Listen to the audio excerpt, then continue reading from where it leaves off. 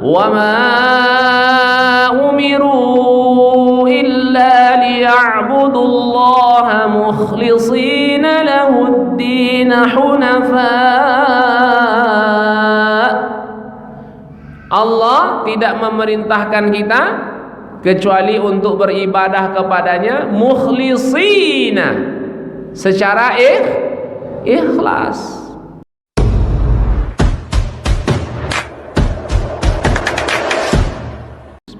Assalamualaikum warahmatullahi wabarakatuh.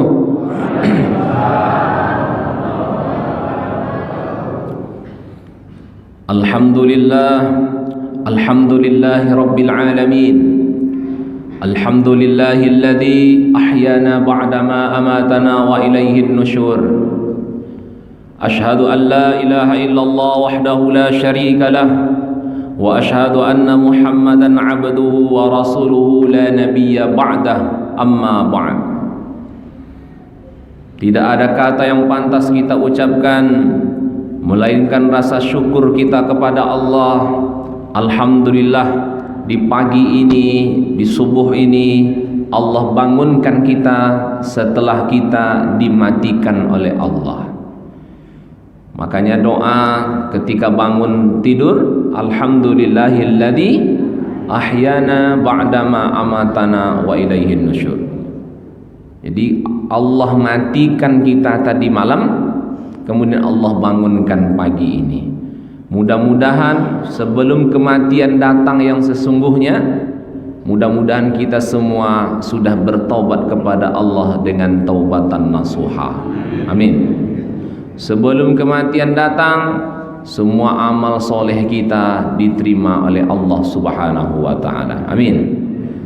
Sebelum kematian datang, semakin hari bertambah umur, kita semakin dekat kepada Allah. Amin ya rabbal alamin. Salawat dan salam mari kita ucapkan buat baginda Nabi kita Muhammad sallallahu alaihi wasallam. Dari Masjid Baitus Salam kita bersalawat kepada Nabi kita di Masjid Nabawi. Allahumma salli ala sayyidina Muhammad wa ala ali sayyidina Muhammad. Bapak ibu ayah bunda jemaah yang dimuliakan Allah, yang sama-sama kita hormati Ketua Pengurus Masjid Paripurna Baitus Salam beserta seluruh pengurus yang kita muliakan, imam masjid kita, para alim ulama, para tokoh masyarakat, Bapak RT, Bapak RW, Bapak Ibu, ayah bunda, anak-anak kami, jamaah subuh. InsyaAllah mudah-mudahan kita semua mendapatkan berkah subuh dari Allah Subhanahu wa ta'ala. Karena Nabi berdoa untuk kita umatnya, Allahumma barik li ummati fi bukuriha. Ya Allah, berkahi umatku ya Allah pada waktu subuhnya, paginya. Jadi mudah-mudahanlah ayah bunda kita dapatlah doa itu insyaallah. Amin ya rabbal alamin. Bangun kita subuh, kemudian kita makan masjid, sholat sunat, dapat pula kita sholat sunat fajar, kemudian sholat berjamaah subuh, mendengarkan kajian i'tikaf sekarang ini sampai waktu isyraq. Sampai isyraq kita sholat sunat isyraq, dapat pula pahala seperti umrah. Kemudian setelah sholat isyraq dapat makan sarapan. Alhamdulillah, luar biasa ini ayah bunda ya, banyak berkahnya insyaallah. Saya ditelepon oleh pengurus, Ustadz bisa mengisi kajian subuh di Masjid Baitus Salam. Kalau nak salah ada berapa kali nelpon saya. Dulu pernah saya di waktu di Madinah nelpon juga. Alhamdulillah Allah takdirkan pada hari subuh ini untuk mengisi kajian subuh bersama Bapak Ibu ayah bunda. Kalau di masjid ini saya sering sholat, asal lewat ada keperluan singgah sholat di sini. Tapi ngisi kajian di masjid ini barulah kali ini. Alhamdulillah. Bapak Ibu ayah bunda, kajian kita di subuh ini kita akan membahas kitab yang ditulis oleh Syekh Dr. Nasir bin Sulaiman Al-Umar. Nah, ini kitabnya, kitab gundul. Tahu Bapak Ibu ayah bunda kitab gundul? Kitab gundul itu tidak berbaris, bukan Arab Melayu. dia berbahasa Arab tapi tak berbaris. Nah, untuk membaca ini ada ilmu namanya ilmu nahu sorof di pesantren. Saya belajar dulu di pesantren, ada nama ilmu nahu sorof. Kitab ini ditulis oleh Syekh Nasir bin Sulaiman Al-Umar. Apa judul kitabnya? Al-Futur. Jadi kalau saya biasanya ngaji di suatu tempat, pasti kajiannya ini dulu, baru yang lain-lain dibahas. Ayah bunda, apa itu makna al-futur? Al-futur dalam kitab Mukhtarus Sihah itu maknanya yang pertama al-inkisar, rasa malas. Jadi futur itu maknanya rasa malas. Dalam hal apa? Ibadah. Jadi ayah bunda, rupanya kita dalam hidup ini ada merasakan al-futur, rasa malas beribadah. Betul apa tidak? Betul. Kadang rajin ke masjid, besoknya nggak ke masjid lagi. Hari ini rajin baca Quran, besoknya tak baca Quran lagi. Nunggu Ramadan 2 bulan lagi baru baca Quran. Hari ini kita sholat tahajud rajin, pekan ini besok-besoknya tak rajin lagi. Ya kan? Pernah tak merasakan itu ya bunda? Acok? Atau tak pernah? Saya tak pernah apa Ustaz? Tak mungkin. Ustaz pernah Ustaz? Pernah. Yang namanya kita manusia diberi oleh Allah nafsu, pasti merasakan al-futur, al-inkisar, rasa malas. Makanya apa doa kita yang diajarkan oleh Nabi? Saking pentingnya materi ini, Nabi mengajarkan doa, Allahumma inni a'udzubika minal ajzi wal kasal. Ya Allah, aku berlindung kepada Engkau dari rasa ajzi, lemah, wal kasal, rasa malas. Saking pentingnya itu ya bunda, kita harus berdoa juga kepada Allah supaya rasa malas itu tak ada. Ya, bangun subuh ini jangan dikira mudah. Berangkat ke masjid subuh ini jangan dikira mudah, apalagi sekarang musim hujan, dingin pula. Oh, tinggi ini perjuangannya ini ayah bunda supaya kita bisa ke masjid. Bapak ibu ayah bunda yang dimuliakan Allah, itu makna al-futur yang pertama. Yang kedua, wad-dha'fu. Makna al-futur itu wad-dha'fu. Apa itu? Makna wad-dha'fu, lemah. Kadang kita lemah dalam beribadah, ya, tidak kuat. Kemudian apa lagi? Sakana ba'da hiddah. Makna al-futur itu dia diam setelah bergerak. Kemarin tuh aktif, sekarang tidak aktif lagi, pasif. Jadi dalam hal ibadah pasti kita pernah merasakan itu. Malahan kata Ibnu Hajar, Ibnu Hajar berkata, makna al-futur itu istithqalus syai', berat melakukan sesuatu. Berat kali saya ini bangun tahajud Pak Ustaz. Berat sekali ini saya sholat khusyuk Ustaz. Berat saya ini untuk baca Quran Ustaz, bersedekah Ustaz. Ayah bunda, apa masalahnya ini? Malahan kata Ibnu Hajar, al-futur itu bisa menjadi al-milal. Al-milal itu apa maknanya? Bosan. Na'udzubillah. Kalau sudah bosan itu dah parah itu ya bunda. Oleh karena itu Bapak Ibu ayah bunda yang dimuliakan Allah, kajian kita pada pagi ini asbabul futur, supaya kita tahu masalah tadi. Kenapa saya malas ini beribadah Ustaz? Mengapa saya ini malas baca Quran, malas ke masjid? Kalau rasa malas itu datang nanti Bapak Ibu ayah bunda, maka carilah penyebabnya. Apa saja penyebabnya? Ini mau kita sampaikan sampai waktu isyraq. Sampai di mana saja nanti. Penyebabnya banyak. Dalam kitab ini ada 22 penyebab. Tapi kita jelaskan yang sampai di mana waktu habis. Ya.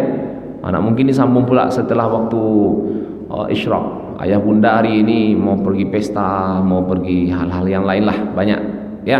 Bapak ibu ayah bunda yang dimuliakan Allah, asbabul futur, mengapa kita lemah beribadah, berat beribadah, malas beribadah, mengapa ini bisa terjadi? Ini penyebabnya harus kita cari tahu ayah bunda. Sama dengan dokter, kalau kita berobat ke dokter, umpamanya kita sakit perut, pergi ke dokter. Pas kita masuk ke ruangan dokter itu apa katanya? Sakit apa pak? Sakit perut. Nah, apa kata dokter? Apa yang bapak makan sebelumnya tadi? Nah, jadi dokter ini ingin mencari tahu. Mungkin ada yang salah makan. Dari situ barulah tahu, nanti dikasihlah resepnya. Nah, kajian kita ini ayah bunda, asbabul futur. Kita harus cari tahu dulu apa penyebab kita malas beribadah. Supaya apa? Nanti kalau datang rasa malas, ini penyebabnya. Berarti kita cari tahu, oh ini solusinya. Bapak ibu ayah bunda, kita bahas. Pertama, kata Syekh Nasir bin Sulaiman dalam kitabnya ini, yang menyebabkan kita rasa malas beribadah itu adalah adamul ikhlas. Adamul ikhlas. Apa artinya? Adam, tidak. Al-ikhlas, ikhlas. Tidak ikhlas dalam beribadah. Ini penyebab yang pertama, dan ditulis poin pertama di antara penyebab yang lain ayah bunda. Adamul ikhlas, tidak ikhlas. Rupanya ayah bunda, kunci untuk semangat kita beribadah itu ikhlas. Kalau sudah rusak ikhlas kita, rusak ibadah kita, rusak semangat ibadah kita. Apa itu ikhlas Ustaz? Ayah bunda, banyak definisi ikhlas, tapi yang saya ambil, al-ikhlas tasfiyatul amal lillahi ta'ala. Itu ikhlas secara istilah. Kalau secara bahasanya, ikhlas itu bersih, suci, tak ada bercampur baur.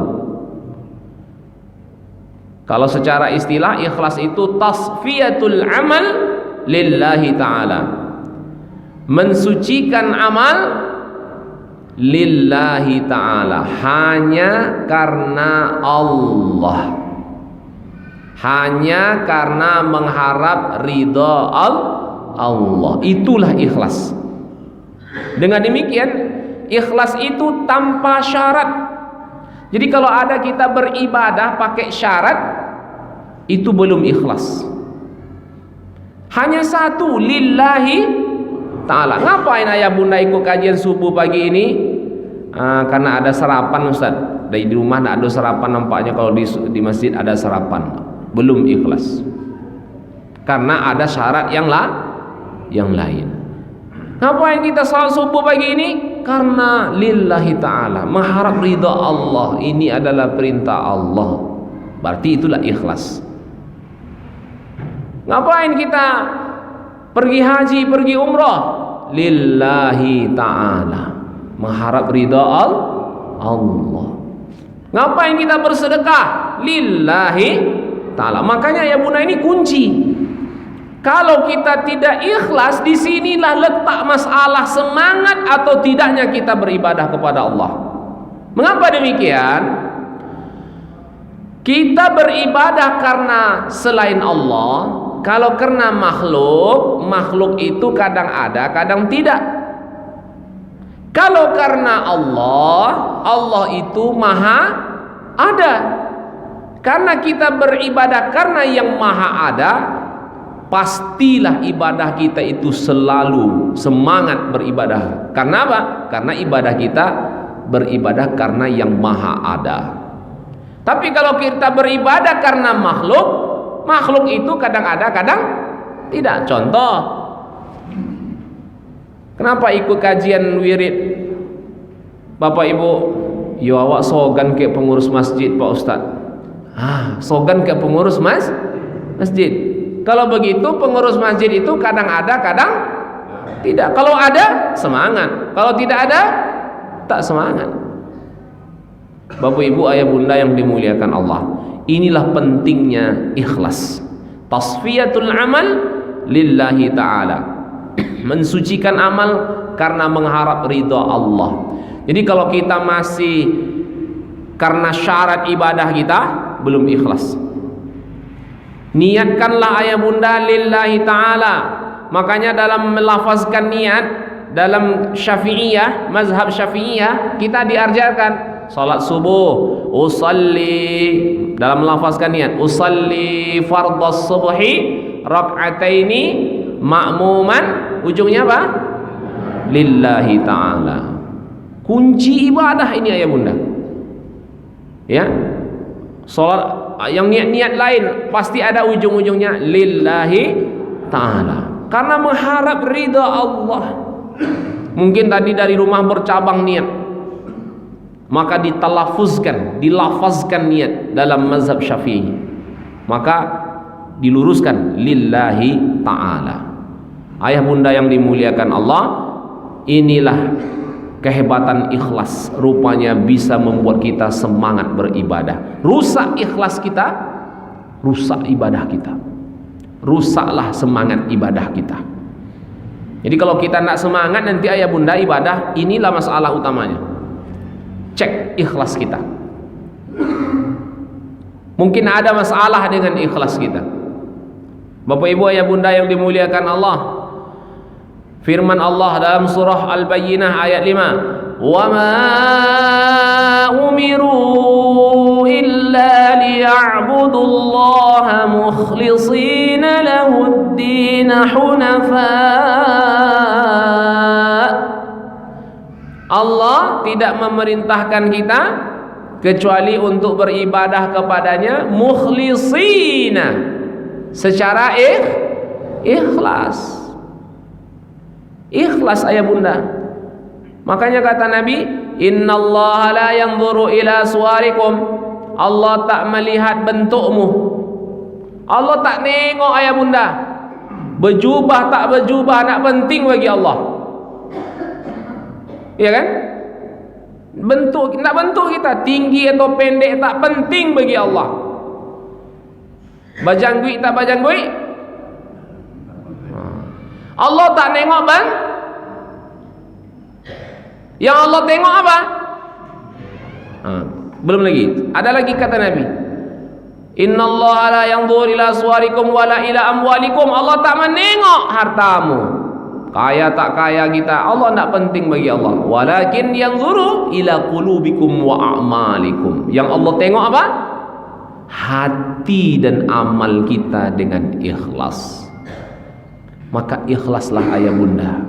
Ayah bunda kalau ikhlas, insya Allah semangat ibadah itu akan hadir dalam diri kita. Pasti itu ya bunda. Ini masalah kita selama ini. Kalau ikhlas itu rusak semuanya. Ayah bunda yang dimuliakan Allah, Ustaz, bagaimana cara ikhlas? Nah, ini pertanyaannya kan. Supaya kita ikhlas macam mana caranya Pak Ustaz? Bapak ibu ayah bunda, ikhlas ini pekerjaan hati, ya, amalan hati. Yang tahu kita ikhlas atau tidak siapa? Kita dan Allah. Jadi jangan menilai orang. Oh ini orang ini kena ikhlas. Oh belum tentu. Cuma bagaimana cara melatih kita ikhlas ada oleh para ulama. Ayah bunda, supaya kita ikhlas latihannya ada. Pertama, jangan kita melakukan ibadah itu karena ingin selalu diketahui orang. Itu latihan pertama. Saya ulangi, jangan kita beribadah karena ingin selalu diketahui orang. Persoalan orang lain tahu dengan ibadah kita itu nomor sekian. Yang penting kita latih diri kita ini supaya kita ini ibadah kita itu sirriyah, amalan disembunyikan. Latih itu ya bunda.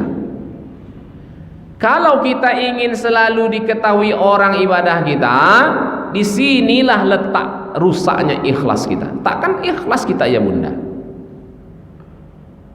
Apa saja yang kita lakukan dalam hidup ini ibadah kepada Allah, usahakan niat kita itu harus, ya bukan usahakan, harus niat kita itu tidak ingin diketahui orang.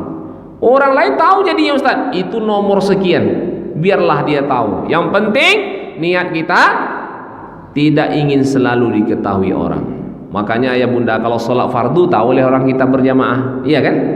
Tapi kalau sholat sunat, wah di sini pentingnya kita rahasiakan, tak perlu orang lain tahu. Latih itu ayah bunda. Kalau selagi kita ibadah kita itu ingin selalu diketahui orang, belum ikhlas. Kedua, latih ikhlas itu ayah bunda, janganlah kita beribadah karena ingin selalu dilihat orang. Kalau dilihat orang semangat, kalau tak dilihat orang, nah itu dia tak semangat. Karena ibadahnya bukan karena Allah, karena ingin dilihat orang lain. Biarlah orang tahu, lihat, tak ada masalah. Tapi jangan niatkan karena ingin dilihat orang. Berat Ustaz, oh berat itu. Ya, cenderungnya manusia ini apa? Kalau bisa diketahui orang, dilihat orang. Hati-hati ayah bunda sosial media. Kadang sholat tahajud dia, oh dibuatnya di timer, ada diatur timernya kan, untuk sedang berdoa tu kan, atau sedang sholat, share, alhamdulillah sudah selesai tahajud malam ini. Banyak orang baca. Hati-hati ayah bunda.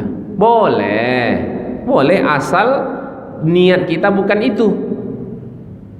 Kalau terjaga niat saya sebenarnya Ustaz untuk memotivasi, ya tidak ada masalah. Tapi bisa tidak mempertahankan itu? Nah, Bapak Ibu ayah bunda yang dimuliakan Allah.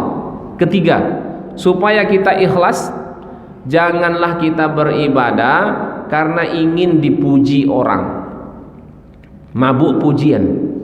Ada orang beribadah nih, kalau nak dipuji orang tak semangat dia ayah bunda. Apa kata Ali bin Abi Thalib? Orang ikhlas itu jangankan mengharapkan ucapan, jangankan mengharapkan pujian, mengharapkan ucapan terima kasih dia tidak butuh. Masya Allah. Tak balik dengan kita kau ayah bunda. Kalau orang tidak berterima kasih ke kita macam mana? Sakit hati awak. Betul tak?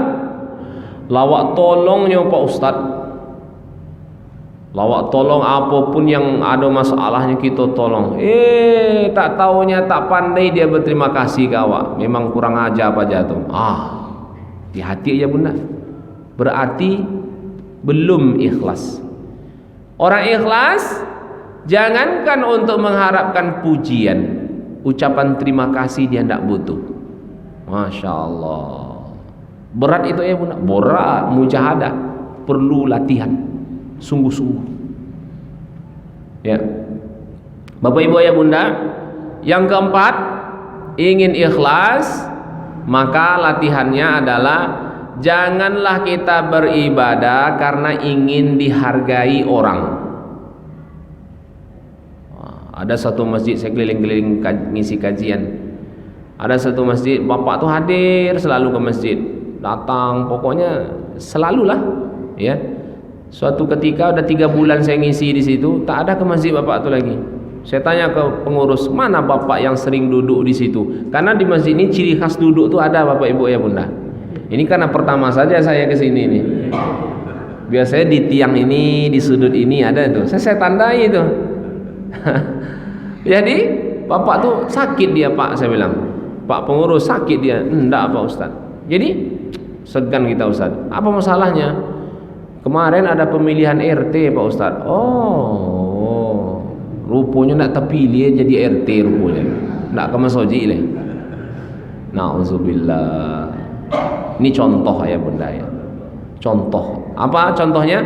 Jangan kita beribadah karena ingin dihargai. Awalnya aslinya kita ini tak dihargai nih ayah bunda.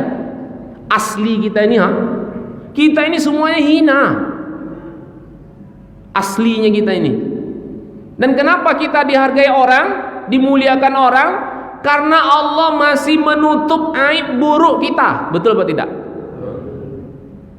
Kalau Allah tampakkan dosa-dosa kita, aib kita, buruk kita, di antara kita ini mungkin jumpa tak mungkin memuliakan, tak mungkin mau menghormati. Kenapa? Karena banyaknya aib buruk kita, dosa-dosa kita. Aslinya kita di situ. Jadi janganlah beribadah karena ingin dihargai. Biar ikhlas hati ini ayah bunda. Bapak ibu jemaah yang dimuliakan Allah. Kemudian yang berikut, jangan, kalau ingin ikhlas kita, maka ibadah kita itu latihlah dengan perbanyak ibadah sunat. Nah itu, aksirun nawafil, perbanyak ibadah sunat. Kalau ibadah wajib ini tampak ayah bunda, ya, sholat fardu nampak, ya kan, nampak dia berjemaah ke masjid. Tapi ibadah-ibadah sunat itu orang lain biasanya tak tampak. Latihlah di situ bunda. Kekuatan ibadah sunat itu luar biasa. Jadi ibadah sunat ini jangan diremehkan. Kadang kita ini ayah bunda, namanya sunat, kan sunat Pak Ustadz. Apa definisi sunat? Keluar dalilnya. Kalau sunat itu apa? Bapak halo mengerjakan, tidak berdosa meninggalkan. Tidak salat sunat Pak, kan salat sunat Pak Ustadz, kan tidak berdosa Pak. Ditengoknya secara itu fikihnya. Padahal ayah bunda, kalau kita latih ibadah sunat itu, rupanya itu melatih keikhlasan kita. Cobalah latih ayah bunda ibadah sunat, perbanyak ibadah sunat. Jangan remeh ibadah sunat itu. Itu kekuatan untuk ikhlas. Selain itu kekuatan untuk menambah kekurangan yang wajib. Nanti pada hari kiamat, awwalu ma yuhasabu yaumal qiyamah as-shalah. Pertama kali yang dihisab pada hari kiamat salat. Tengok salat. Nazri itu tengok salatnya. Oh, tengok salat fardunya, rupanya banyak yang bolong-bolong, banyak yang akhir-akhir waktu. Contohnya kan, apa kata Allah? Tengok salat sunatnya. Salat sunatnya ya bunda. Jadi ibadah sunat itu kekuatannya luar biasa untuk membantu yang wajib. Yang wajib itu standar minimal baru itu. Standar salat kita standar minimal. Tambah dengan ibadah sunat.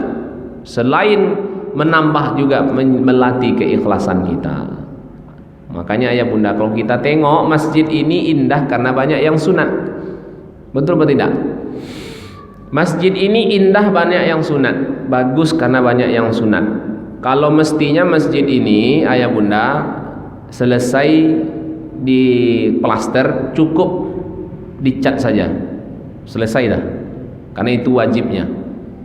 Oh, ndak mantap lah Ustaz, akhirnya di keramik. Nah, keramik ini sunat atau wajib? Sunat. Udah selesai, apa warnanya? Krem, kuning, apa nih? Terus supaya bagus Ustaz, pakai kaligrafi supaya bagus. Wajib enggak nih? Enggak. Tadi apa kuncinya? Supaya bagus.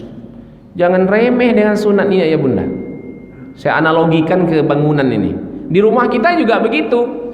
Rumah kita itu mengapa cantik, bagus? Karena banyak yang sunat. Yang wajibnya ya sudah. Seperti yang saya sampaikan tadi, ya, lantainya sudah diaci, jangan lagi di keramik.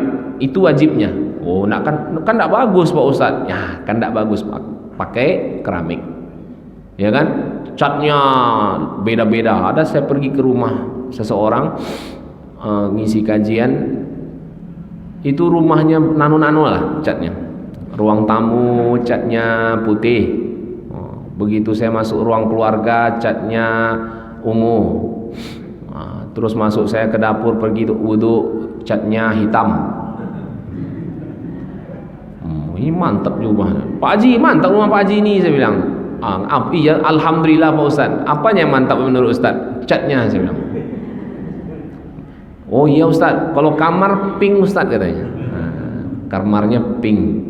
Artinya apa? Mengapa dia buat seperti itu? Supaya bagus Pak Ustaz katanya. Tuh. Jadi aksirun nawafil, betul lah kata para ulama. Ingin ibadah kita semangat, latih dengan ibadah, perbanyak dengan ibadah sunat.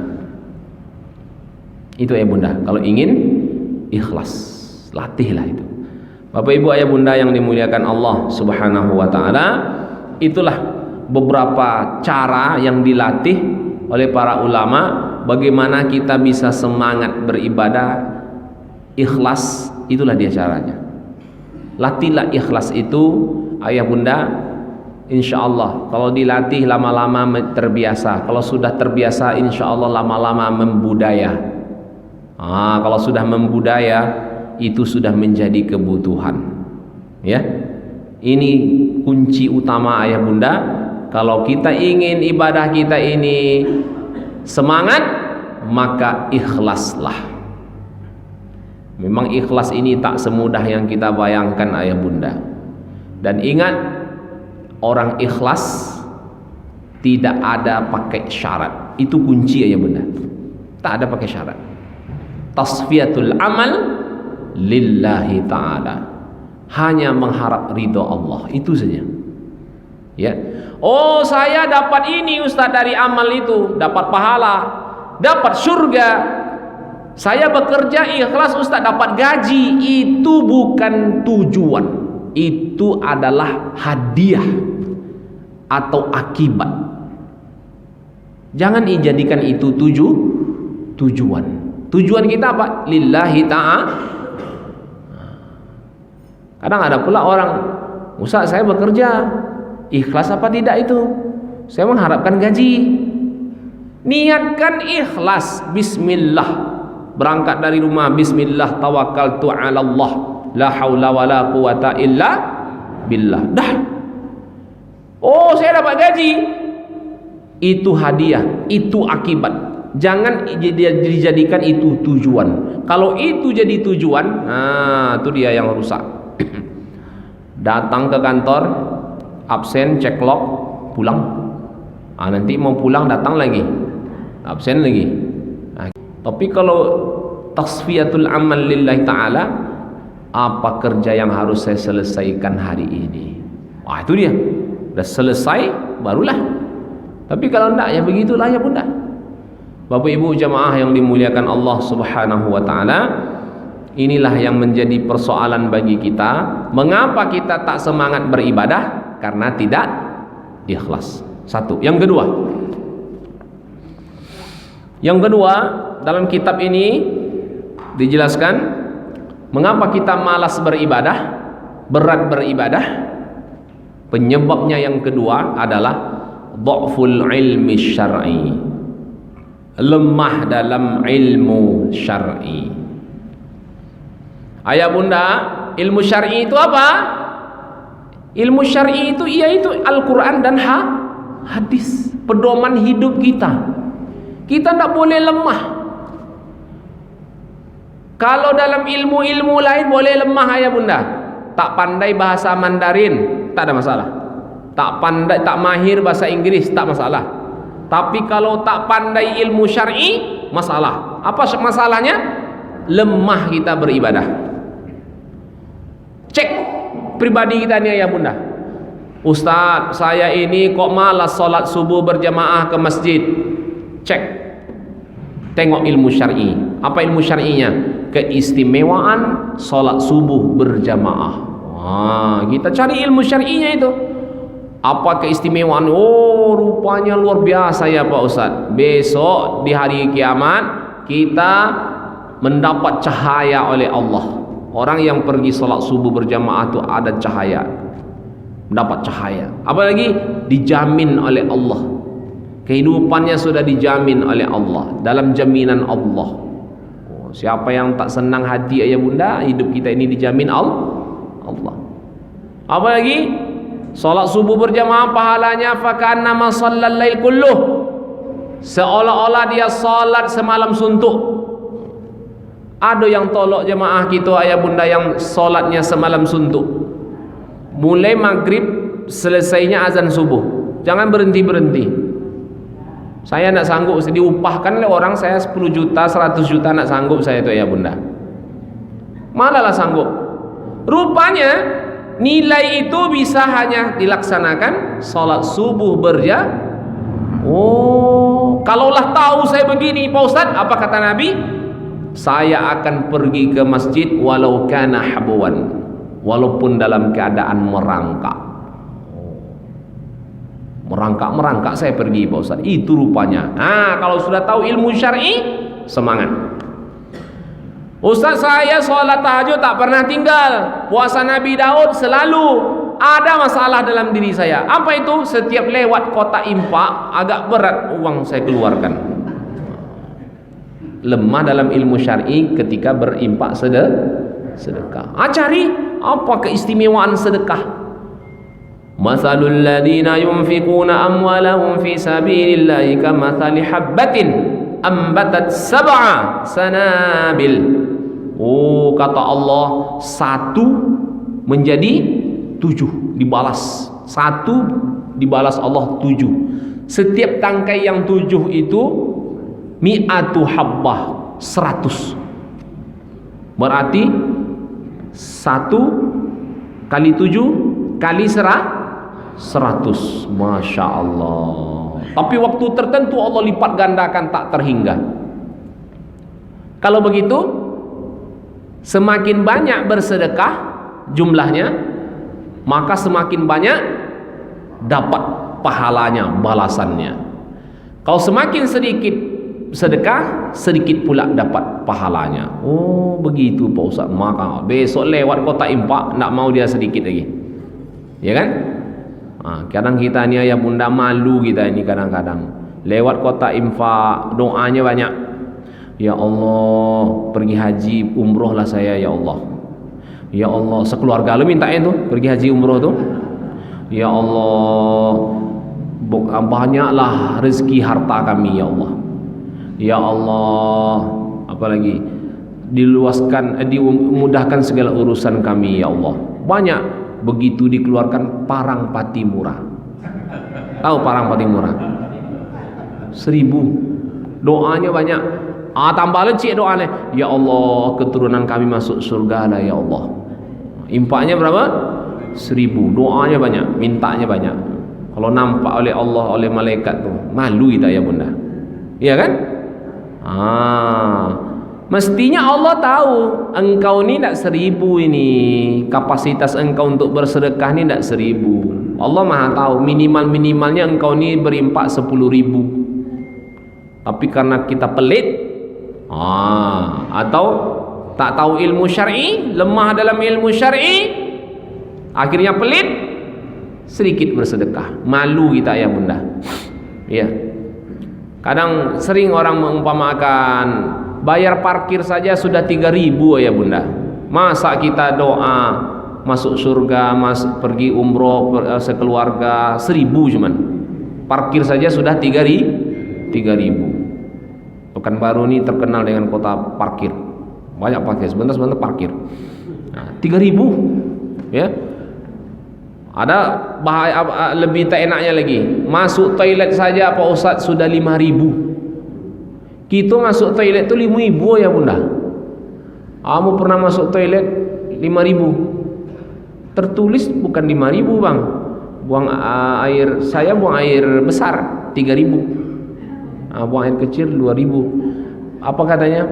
Pak, bapak dalam ketika buang air besar pasti buang air kecil kan katanya? Iyo puluh. Kau naik 5.000. Masuk toilet saja 5.000. Memang pandai betul boy. Bapak ibu ayah bunda, jangan lemah kita dalam ilmu syar'i. Kalau lemah, sekarang ni kita cek diri kita ni, apa lemah saya ni Pak Ustaz? Saya lemah dalam baca Quran. Kok malas saya baca Quran ni Pak Ustaz? Cari penyebabnya. Apa penyebabnya? Padahal kata Nabi, man qara'a harfan min kitabillah, siapa yang membaca satu huruf maka falahu hasanah, maka dapat dia satu kebaikan. Satu huruf satu kebaikan. 3 huruf 3 kebaikan. Satu kebaikan itu berapa? 10. Berarti satu huruf 10, 3 huruf 30. Sekarang berapa huruf Al-Quran? Masya Allah. Siapa tidak semangat? Saya malas baca Quran, saya ni dah tua Pak Ustaz, mata saya tak nampak. Beli kacamata. Beli kacamata. Iya Pak Ustaz, kalau kacamata tu Pak Ustaz kan berat tu, sakit hidung saya. Aduh juga alasan lain untuk malas baca Quran. Okey, tak usah pakai kacamata, pakai teropong. Ayah bunda saya pernah di WhatsApp oleh jamaah. Ustaz, Assalamualaikum Ustaz. Waalaikumsalam. Ustaz nampaknya di Mekah. Iya. Bisa saya titip satu? Bisa. Kurma, parfum enggak Pak Ustaz. Apa? Tolong carikan saya teropong. Mak cari teropong mak suruhnya situ. Teropong yang mana Pak? Saya bilang. Coba difotokan contohnya. Rupanya teropong yang satu itu 5 kilo orang. Rasa-rasa orang tu ditengok berada di depan kita. Mantap juga teropongnya itu kan. Saya cari di sana, tak ada teropong. Itu apa Bapak gunanya teropong, saya bilang. Tapi kata Ustaz ceramah dulu, tidak ada kacamata pakai teropong katanya. Konai awak rupanya. Oh iya pula ya, saya bilang. Itu ya bunda. Jadi teropong itu besar jadi kan. Itu untuk penyemangat kita ya bunda. Kalau tidak ada kaca cembung itu kan, digini kan, nampak huruf alif itu sebesar kelingkingnya. Jangan kita tak membaca Al-Quran. Apa kata Nabi? Orang yang tak baca Al-Quran kal baitil kharab. Tubuhnya ini seperti rumah yang kosong, rumah hantu. Banyak hantu balau. Itu bahasanya. Ya kan? Bapak Ibu ayah bunda yang dimuliakan Allah, janganlah kita lemah dalam ilmu syar'i. Cari ayah bunda, cari ini. Setiap diri kita, saya juga. Saya kok lemah di sini ya? Saya kok lemah di sini ya? Belajar, cari ilmu syar'i tentang itu. Bapak Ibu ayah bunda, sudah 2. Yang ketiga, terakhir. Mengapa kita malas beribadah? Ta'alluqul qalbi bid dunya. Terpautnya hati kepada dunia. Kita tambah waktu 10 menit ya. Terpautnya hati kepada dunia. Wa nisyanul akhirah. Melupakan akhirat. Orang yang terpaut hatinya kepada dunia, dia bisa lemah dalam beribadah, tak semangat beribadah. Dunia saja isi hatinya. Yuk ke masjid Pak, taruhilah besoklah ambo sedang sibuk. Kapan kita tak sibuknya ya bunda? Masa untuk akhirat kita bilang kita sibuk? Kenapa? Karena hubbud dunia, sudah gila dengan dunia ini, cinta dengan dunia ini. Padahal hidup di dunia ini sebentar ya bunda, tak lama.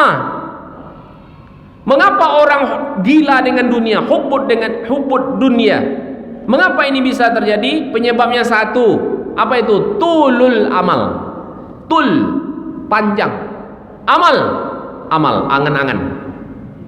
Panjang angan-angan. Apa maksudnya?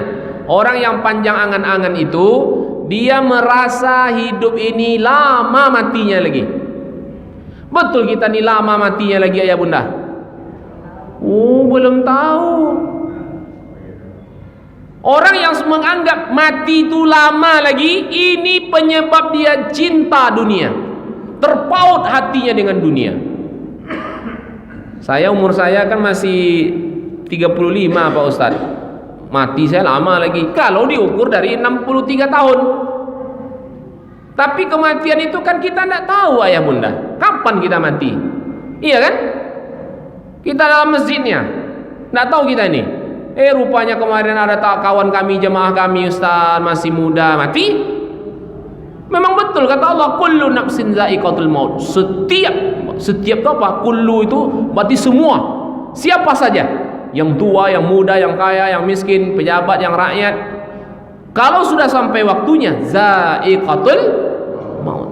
Nunggu waktu aja kita nih ayah bunda. Siapa yang bisa jamin ayah bunda hidup sampai 63 tahun? Ada yang berani jamin? Terlalu jauh 63 tahun. Untuk hidup sampai hari ini, sampai sore, bisa jamin? Saya insya Allah masih hidup sampai hari ini Pak Ustaz, sampai sore. Saya tidak bisa jamin. Saya tidak berani ya bunda. terlalu jauh untuk hidup sampai jam 6.30 ni ha. Ada yang berani jamin? Saya pernah ceramah ayah bunda, viral kemarin itu, di suatu masjid dekat Jalan Impres sana. Saya ceramah subuh begini, ada bapak tu duduk dekat sini. Pas saya ceramah gini-gini dia, saya pikir ngantuk. Awalnya semangat ceramah, aku mengantuk juga pak tu. Awak tengok juga ngantuk juga. Gini ya, hah? Tumbang? Apa kata bapak yang di depan? Astagfirullahalazim. Langsung dia berdiri, diambilnya. Berhenti saya ceramah.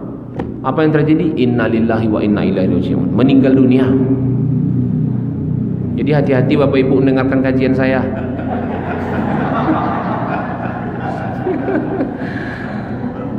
Wih, itu cerita Masya Allah. Iri, saya iri ya bunda nengoknya. Iri tak kita?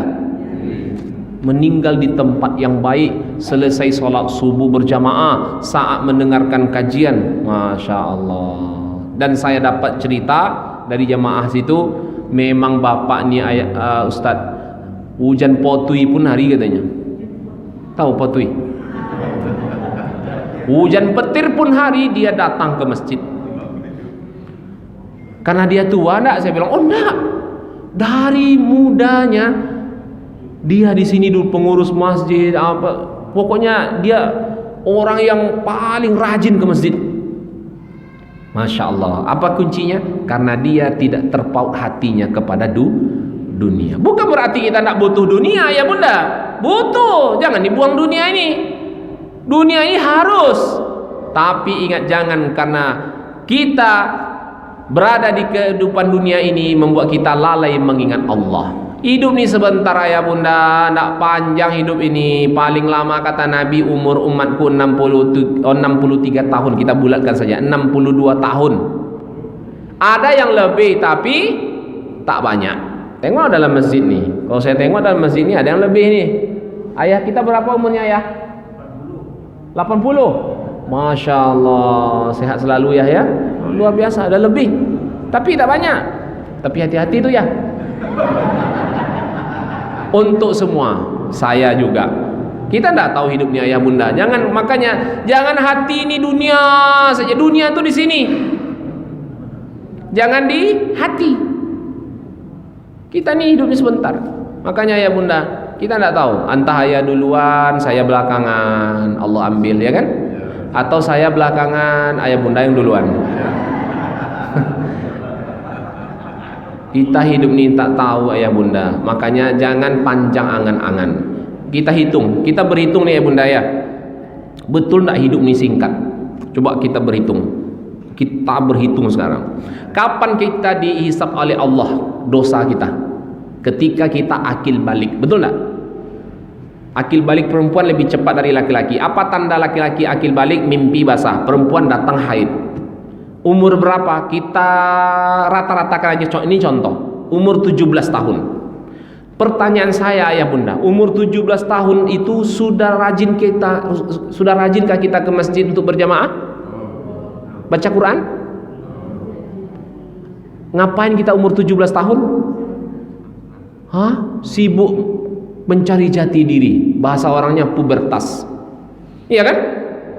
Akhirnya sampailah usia dewasa 27 tahun, 25 tahun, 30 tahun. Ya, akhirnya karena dewasa kita pun menikah. Betul? 17 sampai 30 tahun tu pula kemudi aja tuh. Betul tak?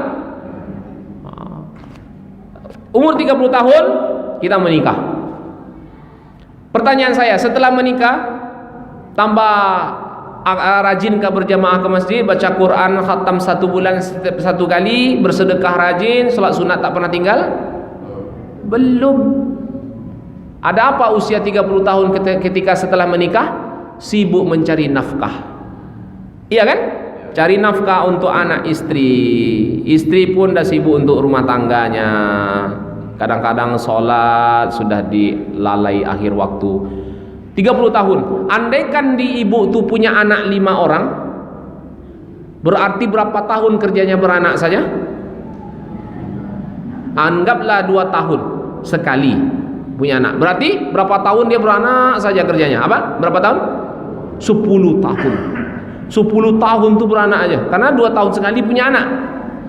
30 tahun menikah, punya anak 5. Berarti berapa tahun? 10 tahun. Berarti 40 tahun. Itu semuanya. 40 tahun ayah bunda. 40 tahun. Setelah 40 tahun punya anak pun mulai dibesarkan. Kadang menangis anak yang kecil ini, yang besar ini, macam-macam lah. Allahu Akbar, anak jadi. Nggak jadi Allahu Akbar, batal pula sholatnya. Iya nak bunda?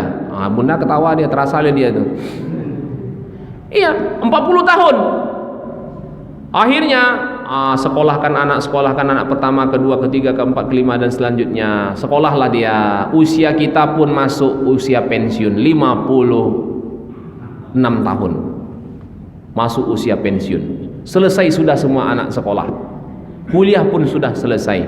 Nelpon anak pertama, "Ma, Pa, saya mau menikah." Nikahlah anak pertama, anak kedua, anak ketiga dan seterusnya. Sibuk pula menyiapkan pernikahan. Ayah bunda, menikahlah. Nikah. Umur kita pun sudah masuk 60 tahun. Padahal dia sudah janji, saya besok rajin ke masjid kalau sudah pensiun Pak Ustadz. Kalau sudah pensiun baru rajin ke masjid. Rupanya lain kenyataannya. Anak pertama nelpon, "Mak, ya cucu amak dah lahir." Iya enggak? Alhamdulillah. Kata orang nih, sayang ke cucu tuh lain. Betul tuh nek. Menangi cucu tuh ada anak kita yang kono berang amaknya tuh. Walaupun salah anaknya. Sayang ke cucu. Apa kata nenek sama atuknya? Sudahlah kalian bekerja, biarlah kami yang mengasuh. Lah mengasuh cucu lo kerojonya. Padahal janjinya tadi umur pensiun kemana? Rajin ke mas? Produktif lah ibadahnya. Rupanya tidak. Daripada orang Ustaz, tak percaya kita ke orang ngasuhnya. Selesai yang anak pertama nih menelpon, anak kedua tentu punya anak lagi. Ama ayah ndak adil. Pergilah sama kami, tengok pula cucu nih. Akhirnya mengasuh cucu lah kerajanya jadwalnya. Sampailah umur 63 tahun. Apa katanya sama anaknya? Nak, ayah sudah senja usia ayah sama ibu. Jadi anak cucu ini sudah kami asuh. Jadi kami izin untuk fokus untuk usia senja kami. Kami nak rajin ke masjid, nak rajin baca Quran, nak rajin puasa sunat. Apa kata anak? Iyalah ya. Anak pun paham. Akhirnya fokuslah. Nak rajin ke masjid, nak rajin puasa sunat, nak rajin baca Quran. Rupanya ayah bunda yang namanya usia 63 tahun ada saja yang terjadi. Menengok menara masjid Baitus Salam tu lah membayang-bayang. Tengok elok, lain nampaknya. Rupanya bukan menara tu yang bergoyang. Keadaan fisik kita tu 63 tahun tu ada sakit-sakitan. Lutut lah sakit, pinggang lah sakit. Akhirnya tak jadi kemas. Singkat hidupnya ayah bunda, jangan dikira lama. Itu saja ya bunda kajian kita. Mudah-mudahan bermanfaat. 3 saja yang bisa saya sampaikan. Mengapa kita malas beribadah? Cek yang pertama, mungkin tidak ikhlas. Oh, saya ikhlas Pak Ustaz. Cek yang kedua, lemah ilmu syar'i. Oh, enggak, saya ikut kajian terus Pak Ustaz. Ngaji saya. Mungkin yang ketiga, hati terpaut kepada dunia. Oh, enggak Ustaz, saya enggak perlu kali lah kehidupan dunia ini, tahu saya. Mungkin yang keempat, 5, 6, 7 dan seterusnya. Tapi waktu yang memisahkan kita, nanti lontongnya apa menu kita bagi nih. Dingin pula nanti. Ayah bunda, waktu isyraq pun sudah masuk. Saya mohon maaf lahir batin jika ada hal yang kurang berkenan. Saya doakan ayah bunda semua sehat walafiat. Yang sakit Allah sembuhkan, Allah luaskan rezekinya, Allah mudahkan segala urusannya, keturunannya soleh solehah, rumah tangganya sakinah mawaddah warahmah. Subhanakallahumma rabbana wa bihamdik, asyhadu an la ilaha illa anta astaghfiruka wa atubu ilaik. Walhamdulillahirabbil alamin. Wassalamualaikum warahmatullahi wabarakatuh.